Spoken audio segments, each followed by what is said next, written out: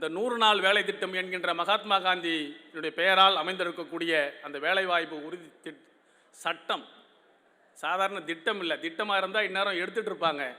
இப்போ இந்த பாஜக ஆட்சி அதுக்கு ஒதுக்கக்கூடிய நிதியை கூட 500 ரூபாய் ஒதுக்க வேண்டிய இடத்தில் வெறும் 75 ரூபாய் ஒதுக்கி அந்த திட்டத்தை நாசம் செய்யக்கூடிய ஒரு வேலை இறங்கியிருக்காங்க. கிராமங்களில் போய் பார்த்தால்தான் தெரியும், அது ஒரு வறுமை ஒழிப்பு திட்டம். பசி இல்லாமல் அவர்கள் சாப்பிடுவதற்கான ஒரு வாய்ப்பை இந்தியா முழுக்க ஏற்படுத்தி கொடுத்த ஒரு தலைவர் தான், பிரதமர் தான் நம்முடைய மன்மோகன் சிங் அவர்கள் என்பதை இந்த நேரத்தில் நாம் நினைவு கூற கடமைப்பட்டிருக்கிறோம். சிறுபான்மை சமூகமான இந்த முஸ்லீம் சமூகம் இந்த நாட்டில் எப்படிப்பட்ட வெறுப்பு அரசியலுக்கு ஆளாகி கொண்டிருக்கிறோம் என்பதை நாம் எல்லாம் நன்றாக அறிவோம். இந்த பாஜக RSS கூட்டம் முஸ்லீம்கள் இந்த மண்ணில் வாழ்வாங்கு வாழ்கிறார்கள்.